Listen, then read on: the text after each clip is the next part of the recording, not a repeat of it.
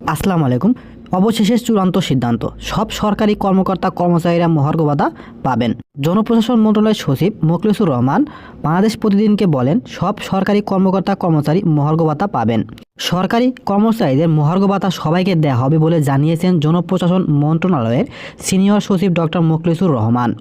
রবিবার সচিবালয় নিজ দপ্তরে সাংবাদিকদের এ কথা জানান তিনি।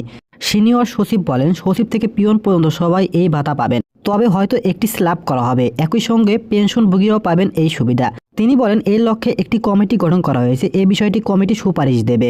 সিনিয়র সচিব মোখলেছুর রহমান সাংবাদিকদের প্রশ্নের উত্তরে যেসব কথা বলেন, অবশ্যই মহার্ঘ ভাতা দেওয়া হবে দেখেই তো কমিটি করেছে, সেটাই কমিটি সাজেস্ট করবো।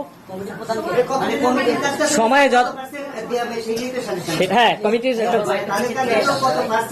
পার্সেন্টের না আমি বলি, যেমন আমরা এই সাজেস্ট করেছিলাম 37 আর 35, শেষ পর্যন্ত হয়েছে 32। ঠিক এরকম আমরা আপার লিমিট আর লোয়ার লিমিট একটা দিব, অবশ্যই দেওয়া হবে। 2 নম্বর হলো, এখানে একটা ব্যাপার আছে, আপনারা জানেন অফিসারের স্কেল আর স্টাফের স্কেল সেম না। এই মহার্ঘ ভাতাতে হয়তো এমন হইতে পারে যে স্টাফদের হয়তো একটু বেশি থাকতে পারে, তার চেয়ে একটু মানে এটা একটা বিষয় থাকতে পারে।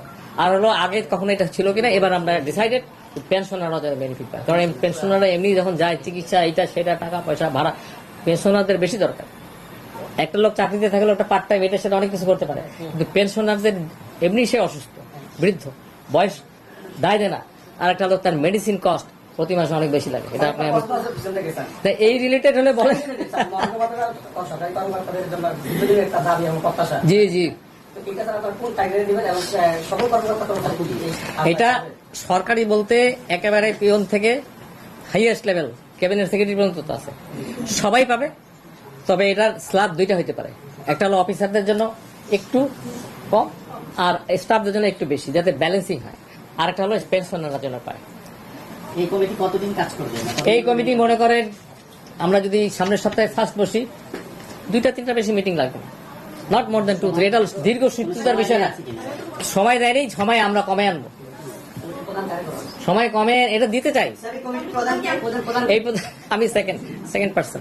এই কমিটির প্রধান হলো আমাদের মাননীয় প্রধান উপদেষ্টার কার্যালয়ের মুখ্য সচিব, আমি আছি, অর্থ সচিব আছে, লেজিসলেটিভ সচিব আছে। এটা ফর্মুলা, এগুলো ফর্মুলাই চলে।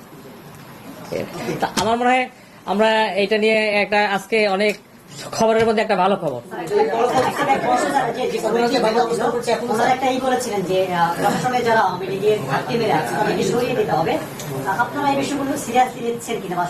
শোনেন, আমরা তো ডেপুটি সেক্রেটারি পর্যন্ত আপনি আমাকে বলতে পারেন স্যার এটা করেননি কেন, কারণ আমার authority deputy secretary, joint secretary above summary পাঠাতে হয়। সামারি পাঠাতে হয় 2 ভাবে, একটা হলো চিফ অ্যাডভাইজার লেভেলে, যেটা হলো নর্মাল পোস্ট, আর যেটা চুক্তিভিত্তিক হয় সেটা কিন্তু প্রেসিডেন্ট পর্যন্ত যায়। তো এগুলোর প্রসিডিউর, এগুলো আপনারা জানেন। আর যারা এটার সাথে আজকে যারা এই যে আমাদের এইটা নিয়ে বাইরে কথা বলছেন, ওনারা এগুলো সব জানেন। জিনিসটা আমার এখানে অফিসিয়ালি আসতে হবে। তা এর বাইরে যদি কেউ বলেন, এটাকে আমি কি উত্তর দেবো? If I say less, it is better. I have no comment. Thank you very much.